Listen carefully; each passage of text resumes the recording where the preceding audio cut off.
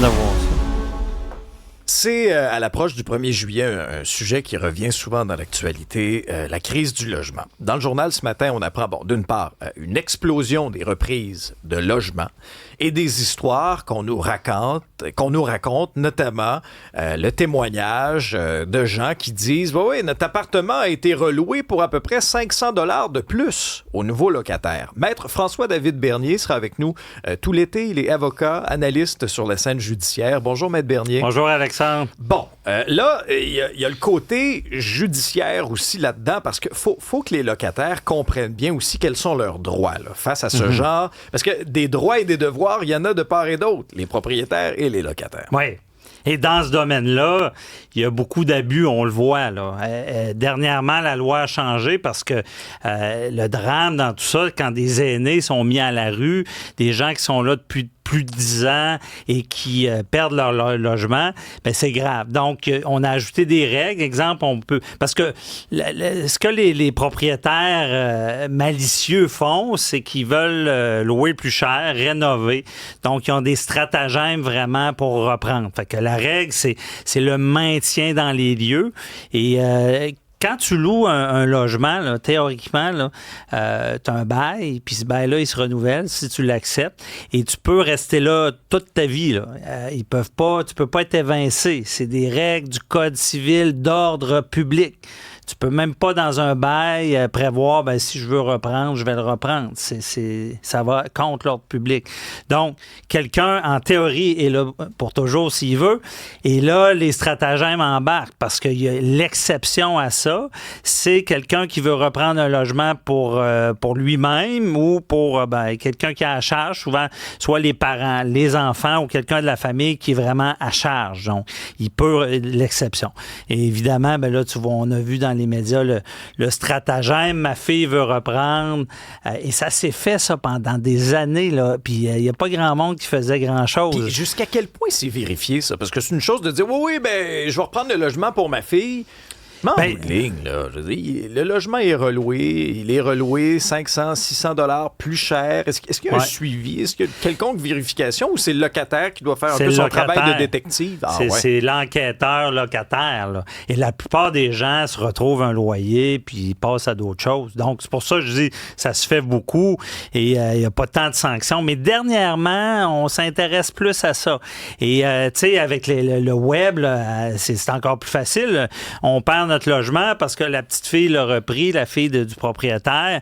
Mais là, on voit, comme dans le cas qui est dans le Journal de Montréal, on voit par la suite une annonce avec le même loyer reloué plus cher. Bien, c'est facile. Mais la personne qui était évincée peut enquêter aussi puis faire des appels, vérifier. Mais c'est sûr que c'est sournois. C'est du temps. C'est du temps. C'est beaucoup de temps, effectivement. Puis c'est pour ça que la plupart des gens le font pas.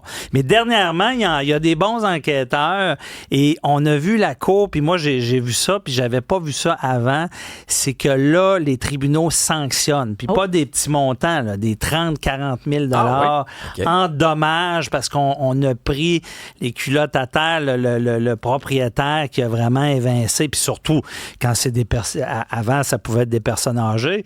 Donc, et là, les tribunaux, même, on n'est pas obligé de dire qu'on a fait une dépression ou on ne s'est pas retrouvé de logement.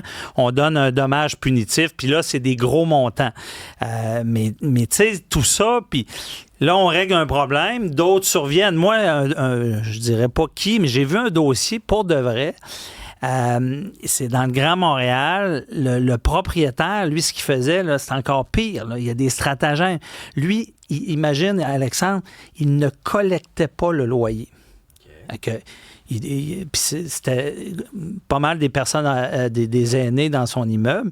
Et là, il y avait un stratagème, collecte pas le loyer 1 mois, 2 mois, parce que c'est des gens qui ont des budgets, qui veulent vendre l'immeuble, faire des condos neufs, puis tout ça. Après ça, lui, il disait, ils m'ont pas payé. Ils m'ont pas payé. Ils les évincent. Et ces personnes-là vulnérables, des aînés, mais voici mon chèque, il n'est pas encaissé. Il n'est pas pris. Je comprends. Là, c'est comme s'il y avait une dette. Ils n'ont pas la capacité d'arriver puis de dire, voici, parce que si ça arrive en passant, vous pouvez consigner votre loyer au tribunal du logement. Et donc, tu sais, puis ça, c'en est 2, là, mais il y a des stratagèmes. Ça prend-tu plusieurs années avant d'être remboursé, par exemple? avant d'être remboursé. D'avant d'avoir une sanction, là, si quelqu'un est pénalisé, est-ce que ça prend 5 ans avant qu'il y ait justice? Ben, le tribunal du logement est quand même plus vite que la Cour supérieure et la Cour du Québec. Donc, ça prend... Mais c'est sûr, on parle de tribunal, c'est quand même long. Ça prend 1 an, des fois 2 ans. Mais c'est sûr que lorsqu'on a une indemnité de 30-40 000 ça vaut le coup. Mais encore là, le drame dans tout ça, c'est si on veut prendre un avocat, là, il n'en reste pas toujours. Non. Donc, c'est ça. C'est pour ça que le dénoncer, le dire, puis heureusement, la loi a changé. On ne peut plus évincer à des gens qui sont là depuis plus de 10 ans ou des personnes qui ont 65 ans et plus. Un mot sur ce qui se passe en Europe, c'est l'affaire Patrick Bruel qui fait jaser aujourd'hui. On a appris ce matin qu'il avait été placé en garde à vue, que d'autres plaintes ont été déposées contre lui.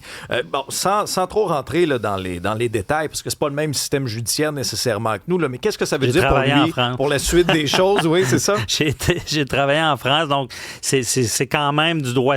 Ici, exemple criminel, c'est public, c'est fédéral. Là-bas, c'est du civil criminel. Puis c'est un peu les mêmes principes. C'est que c'est pareil ici, là. C'est pas rare qu'on voit, des fois, on a des clients, nous autres, on se fait appeler par la police. Bon, votre client est suspecté, présentez-vous telle date. Et c'est la procédure avant d'accuser. On met en état d'arrestation. Et là, souvent, on donne une promesse de comparaître. Et des fois, quand c'est grave, là, on les garde détenus. Mais des fois, tu sais aussi, on demande aux autorités de ne pas faire des spectacles parce que des fois, ben là, ils sont pris par surprise. Ils sont arrêtés à la maison. C'est des gros spectacles. Dans le cas de Patrick Bruel, là, ce qu'on a vu avec toutes les allégations, on sent qu'il y a eu enquête. Et là, ça va commencer devant les tribunaux. On l'arrête. On veut l'interroger, mais c'est un peu comme ici. Ici, quand vous faites arrêter, les avocats disent, parlez pas aux policiers. À moins que vous ayez, exemple, un artiste qui est accusé d'agression, qui a des billets d'avion qui n'étaient pas présents sur le territoire, là, on va en parler. Dans ce cas-là, on sent, évidemment, c'est un artiste, c'est public. Même ses avocats disent qu'ils veulent donner des justifications. Je suis pas sûr, à suivre, mais ça, c'est le début d'accusation dans ce domaine avec Patrick Bruel. Maître Bernier, merci beaucoup. C'est un plaisir. Bonne journée.